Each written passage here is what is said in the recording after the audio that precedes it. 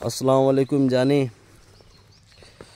मैं अभी अपने वालिद साहब के कब्र पे आया हूँ। मैं भी देखो यार कितनी बड़ी गफलत में था। अब्बा के इंतकाल के बाद लगभग मैं रेगुलर आया करता था यहाँ।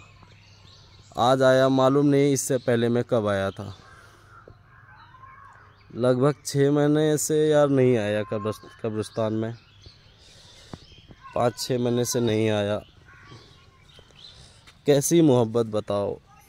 थोड़ी सी आंधी आ जाए, थोड़ी सी बारिश हो जाती थी, किसी चीज़ का भी कमी नहीं देते थे ये मेरे वालिद साहब। बड़े बड़े आंधी तूफ़ान में भी हम लोगों के लिए निकल जाते थे। अभी यहाँ अकेले लेटे हुए वालिद साहब। कहने का मतलब ये है कि मैं लगभग 5-6 महीने पे आया अब्बा जी के कब्रिस्तान पे। तो अब बताइए, 1 घंटे के लिए हम लोग कहीं चले जाते थे तो परेशान हो जाते थे अब्बा जी। आज हमसे जो है मेरे वालिद साहब इतने दूर चले गए कि कोई क़यामत में ही इंशाअल्लाह मुलाकात हो सकती है। तो कहने का मतलब ये है कि कोई किसी का नहीं होता इस दुनिया में। एक एक कब्रिस्तान, ये कब्रिस्तान में जो एक एक कब्र ऐसा भी है जिसको कि किसी का वालिद है, कि मतलब किसी की माँ है, किसी का बाप है लेटा हुआ इस कब्रिस्तान में, किसी का भाई है, किसी की बहन है, कोई ना कोई लेटा हुआ है यहाँ पर। तो एक एक बंदा ऐसा है, मिट्टी दे के जाने के बाद जो है अब तक कब्रिस्तान पर देखने भी नहीं आया, एक फातिहा भी पढ़ने नहीं आया अपने वालिद के लिए। मैं दूसरों की क्या बात करूं, अल्लाह माफ़ करे। मैं अपने ही घर की बात कर रहा हूं कि अब्बा के इंतकाल के बाद मेरे ही भाइयों में से, ये वीडियो तो उन तक पहुंचेगी ही, मेरे ही भाइयों में से जो है मैं देखा हूं कौन भाई कितना बार आया। कोई तो एक बार भी नहीं आया, मिट्टी दे के जाने के बाद एक बार भी नहीं आया।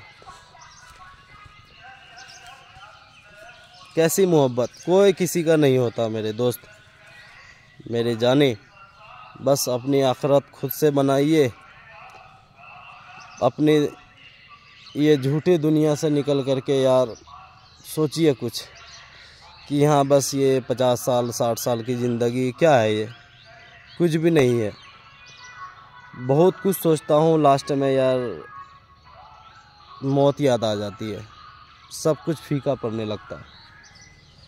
मैं यही कहूँगा, बस अगर आपके वालिदैन का साया आपके सर पर है तो अच्छी तरह से उसकी खिदमत कर लीजिए, अपनी जन्नत बना लीजिए।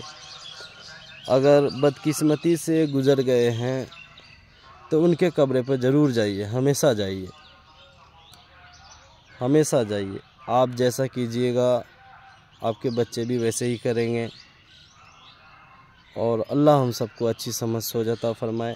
ये वालिद साहब का कब्र हो गया, और वो साइड जो दादी का कब्र हो गया, और मेरी ये छोटी वाली दादी का कब्र है। दादा का कब्र वो कोना में था, वो बिल्कुल से मिल गया, वो मिट्टी में से सब कुछ। अल्लाह सबकी मग़फ़िरत फरमाए। आप लोग भी दुआ कीजिएगा मेरे अब्बू जी के लिए और मेरे दादा के लिए, सब के लिए। तमाम मोमिन मुसलमानात जो इस दुनिया से गुज़र चुके हैं सब के लिए दुआ कीजिएगा।